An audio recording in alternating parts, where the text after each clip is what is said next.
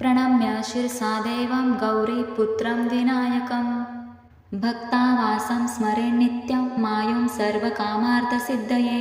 प्रथमं वक्रतुण्ड च एकदन्तं द्वितीयकं तृतीयं कृष्णपिङ्गाक्षं गजवक्र चतुर्थकं लम्बोदरं पञ्चमं च षष्ठं विकटमेव च सप्तं विघ्नराजेन्द्रं धूम्रवर्ण तथाष्टमं नवमं भालचन्द्रं च दशतं तु विनायकम् एकदशं गणपतिं द्वादशं तु गजाननं द्वादशैतानि नामानि त्रिसन्ध्यं य पठेन्नरं न च विघ्नभयं तस्यं सर्वसिद्धकरं प्रभो।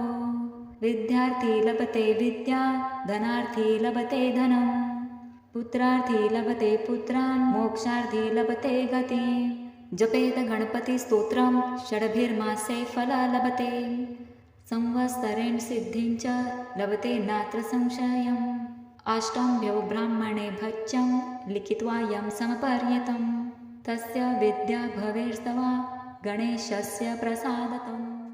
इति श्रीनारदपुराणे सङ्कटनाशनं नाम महागणपतिस्तोत्रं सम्पूर्णम्।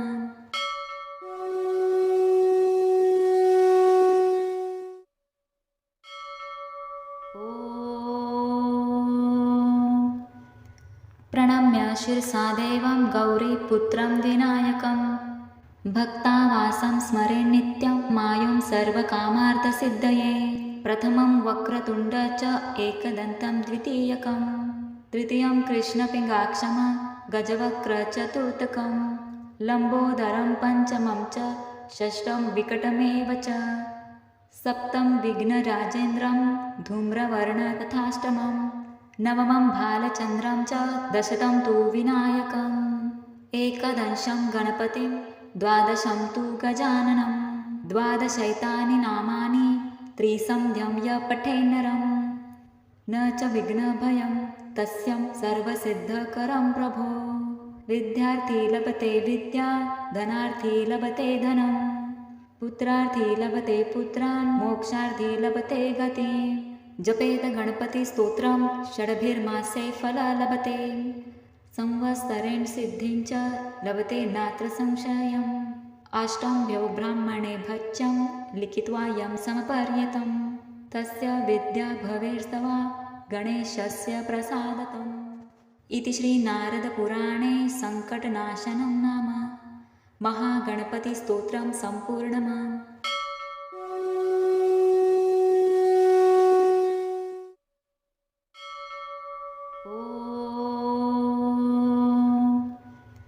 प्रणम्य शिरसा देवं गौरीपुत्रं विनायकं भक्तावासं स्मरे नित्यं मायुं सर्वकामार्थसिद्धये।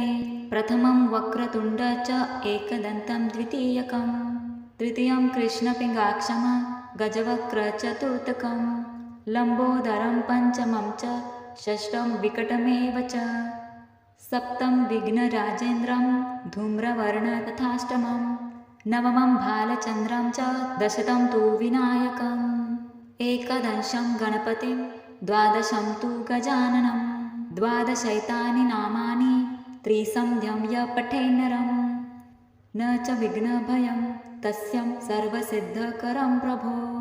विद्यार्थी लभते विद्या धनार्थी लभते धनं पुत्रार्थी लभते पुत्रान् मोक्षार्थी लभते गतिं जपेत गणपतिस्तोत्रं षड्भिर्मासे फल लभते संवत्सरेण सिद्धिं च लभते नात्र संशयम् अष्टम्यो ब्राह्मणे भच्चं लिखित्वा यं समपर्यतं तस्य विद्या भवेर्स्तवा गणेशस्य प्रसादतम्। इति श्रीनारदपुराणे सङ्कटनाशनं नाम महागणपतिस्तोत्रं सम्पूर्णम्।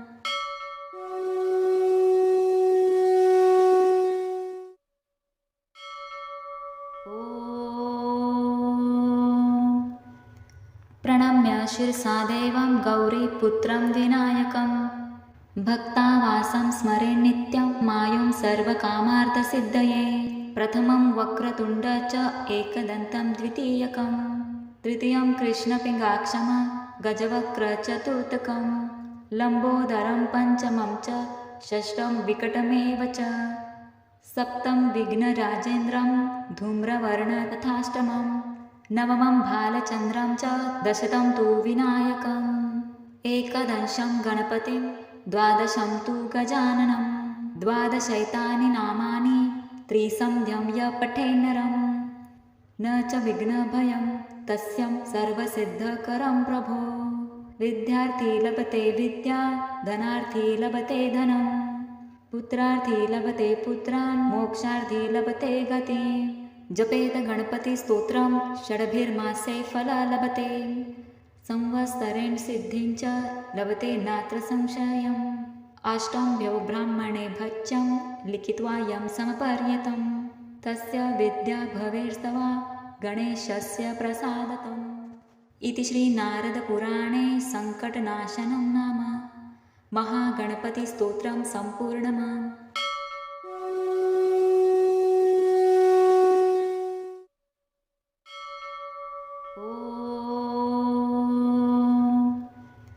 प्रणम्य शिरसा देवं गौरीपुत्रं विनायकं भक्तावासं स्मरे नित्यं मायुं सर्वकामार्थसिद्धये प्रथमं वक्रतुण्ड च एकदन्तं द्वितीयकं तृतीयं कृष्णपिङ्गाक्षं गजवक्र चतुर्थकं लम्बोदरं पञ्चमं च षष्ठं विकटमेव च सप्तं विघ्नराजेन्द्रं धूम्रवर्णं तथाष्टमं नवमं भालचन्द्रं च दशतं तु विनायकम् एकदशं गणपतिं द्वादशं तु गजाननं द्वादशैतानि नामानि त्रिसन्ध्यं य पठेन्नरं न च विघ्नभयं तस्यं सर्वसिद्धकरं प्रभो विद्यार्थी लभते विद्या धनार्थी लभते धनं पुत्रार्थी लभते पुत्रान् मोक्षार्थी लभते गतिं जपेत गणपतिस्तोत्रं षड्भिर्मासे फलं लभते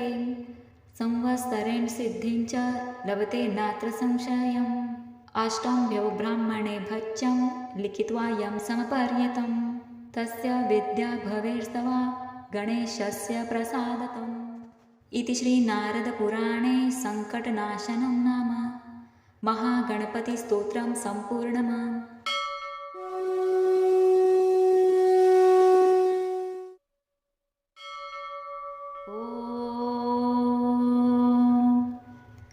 प्रणम्य शिरसा देवं गौरीपुत्रं विनायकं भक्तावासं स्मरे नित्यं मायुं सर्वकामार्थसिद्धये प्रथमं वक्रतुण्ड च एकदन्तं द्वितीयकं तृतीयं कृष्णपिङ्गाक्षं गजवक्र चतुर्थकं लम्बोदरं पञ्चमं च षष्ठं विकटमेव च सप्तं विघ्नराजेन्द्रं धूम्रवर्णं तथाष्टमं नवमं भालचन्द्रं च दशतं तु विनायकम् एकदशं गणपतिं द्वादशं तु गजाननं द्वादशैतानि नामानि त्रिसन्ध्यं य पठेन्नरं न च विघ्नभयं तस्यं सर्वसिद्धकरं प्रभो विद्यार्थी लभते विद्या धनार्थी लभते धनं पुत्रार्थी लभते पुत्रान् मोक्षार्थी लभते गतिं जपेत गणपतिस्तोत्रं षड्भिर्मासे फलं लभते संवत्सरेण सिद्धिं च लभते नात्र संशयम् अष्टम्भ्यो ब्राह्मणे भच्यं लिखित्वा यं समपर्यतं तस्य विद्या भवेर्स्तवा गणेशस्य प्रसादतम् इति श्रीनारदपुराणे सङ्कटनाशनं नाम महागणपतिस्तोत्रं सम्पूर्णम्।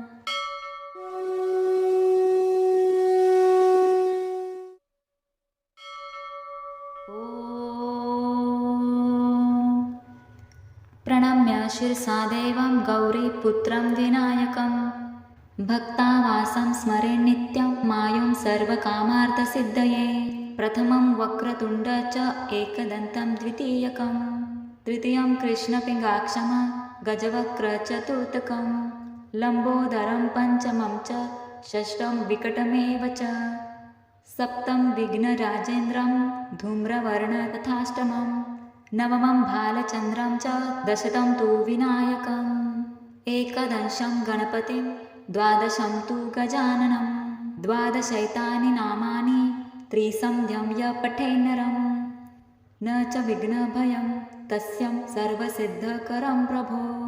विद्यार्थी लभते विद्या, धनार्थी लभते धनं, पुत्रार्थी लभते पुत्रान्, मोक्षार्थी लभते गतिं। जपेत गणपतिस्तोत्रं षड्भिर्मासे फल लभते, संवत्सरेण सिद्धिं च लभते नात्र संशयम्। अष्टम्भ्यो ब्राह्मणे भच्यं लिखित्वा यं समपर्यतं, तस्य विद्या भवेर्स्तवा गणेशस्य प्रसादतम्। इति श्रीनारदपुराणे सङ्कटनाशनं नाम महागणपतिस्तोत्रं सम्पूर्णम्।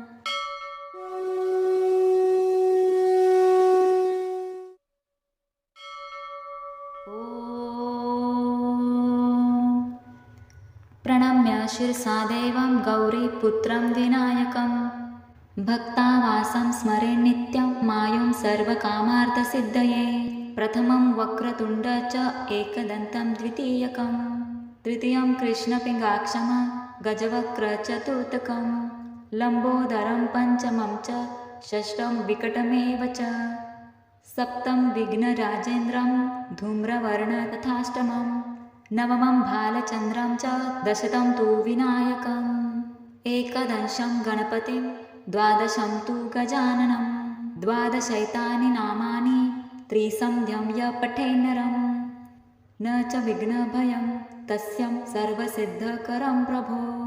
विद्यार्थी लभते विद्या, धनार्थी लभते धनं, पुत्रार्थी लभते पुत्रान्, मोक्षार्थी लभते गतिं। जपेत गणपतिस्तोत्रं षड्भिर्मासे फल लभते, संवत्सरेण सिद्धिं च लभते नात्र संशयम्। अष्टम्भ्यो ब्राह्मणे भच्यं लिखित्वा यं समपर्यतं, तस्य विद्या भवेर्स्तवा गणेशस्य प्रसादतम्। इति श्रीनारदपुराणे सङ्कटनाशनं नाम महागणपतिस्तोत्रं सम्पूर्णम्।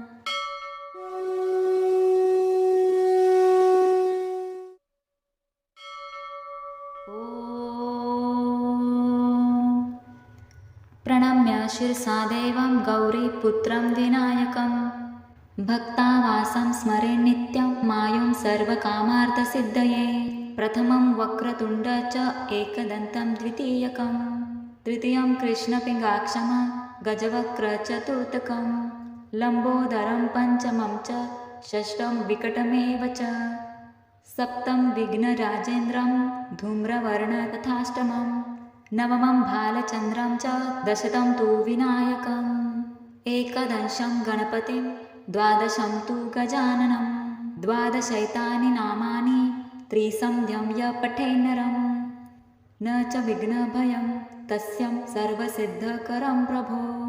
विद्यार्थी लभते विद्या, धनार्थी लभते धनं, पुत्रार्थी लभते पुत्रान्, मोक्षार्थी लभते गतिं।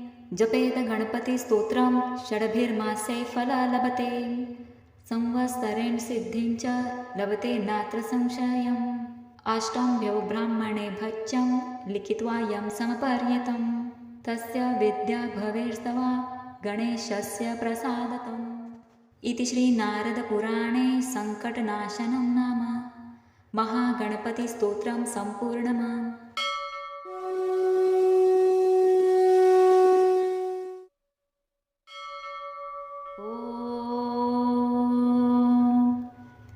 प्रणम्य शिरसा देवं गौरीपुत्रं विनायकं, भक्तावासं स्मरे नित्यं मायुं सर्वकामार्थसिद्धये। प्रथमं वक्रतुण्ड च एकदन्तं द्वितीयकं, तृतीयं कृष्णपिङ्गाक्षं गजवक्र चतुर्थकं, लम्बोदरं पञ्चमं च षष्ठं विकटमेव च, सप्तमं विघ्नराजेन्द्रं धूम्रवर्ण तथाष्टमं, नवमं भालचन्द्रं च दशतं तु विनायकम्, एकदशं गणपतिं द्वादशं तु गजाननं, द्वादशैतानि नामानि त्रिसन्ध्यं य पठेन्नरं, न च विघ्नभयं तस्यं सर्वसिद्धकरं प्रभो। विद्यार्थी लभते विद्या, धनार्थी लभते धनं, पुत्रार्थी लभते पुत्रान्, मोक्षार्थी लभते गतिं।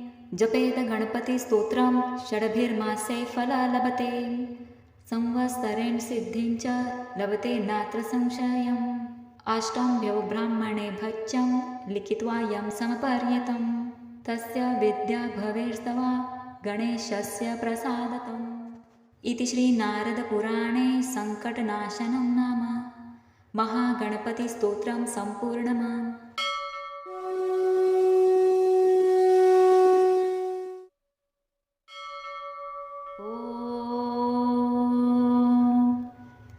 प्रणम्य शिरसा देवं गौरीपुत्रं विनायकं भक्तावासं स्मरे नित्यं मायुं सर्वकामार्थसिद्धये। प्रथमं वक्रतुण्ड च एकदन्तं द्वितीयकं तृतीयं कृष्णपिङ्गाक्षं गजवक्र चतुर्थकं लम्बोदरं पञ्चमं च षष्ठं विकटमेव च सप्तमं विघ्नराजेन्द्रं धूम्रवर्ण तथाष्टमं नवमं भालचन्द्रं च दशमं तु विनायकम् एकदशं गणपतिं द्वादशं तु गजाननं द्वादशैतानि नामानि त्रिसन्ध्यं य पठेन्नरं न च विघ्नभयं तस्यं सर्वसिद्धकरं प्रभो। विद्यार्थी लभते विद्या धनार्थी लभते धनं पुत्रार्थी लभते पुत्रान् मोक्षार्थी लभते गतिम्। जपेत गणपतिस्तोत्रं षड्भिर्मासे फल लभते संवत्सरेण सिद्धिं च लभते नात्र संशयम्। अष्टम्भ्यो ब्राह्मणे भच्यं लिखित्वा यं समपर्यतं तस्य विद्या भवेर्स्तवा गणेशस्य प्रसादतम्। इति श्रीनारदपुराणे सङ्कटनाशनं नाम महागणपतिस्तोत्रं सम्पूर्णम्।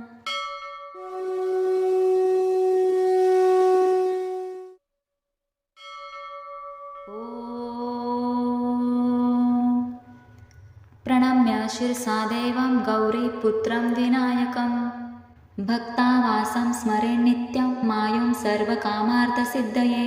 प्रथमं वक्रतुण्ड च एकदन्तं द्वितीयकं तृतीयं कृष्णपिङ्गाक्षं गजवक्र चतुर्थकं लम्बोदरं पञ्चमं च षष्ठं विकटमेव च सप्तमं विघ्नराजेन्द्रं धूम्रवर्ण तथाष्टमं नवमं भालचन्द्रं च दशमं तु विनायकम् एकदशं गणपतिं द्वादशं तु गजाननं द्वादशैतानि नामानि त्रिसन्ध्यं य पठेन्नरं न च विघ्नभयं तस्यं सर्वसिद्धकरं प्रभो।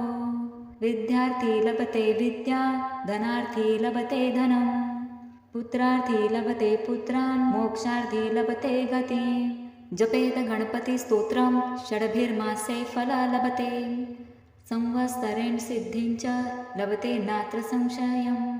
अष्टम्भ्यो ब्राह्मणे भच्यं लिखित्वा यं समपर्यतं तस्य विद्या भवेर्स्तवा गणेशस्य प्रसादतम्। इति श्रीनारदपुराणे सङ्कटनाशनं नाम महागणपतिस्तोत्रं सम्पूर्णम्।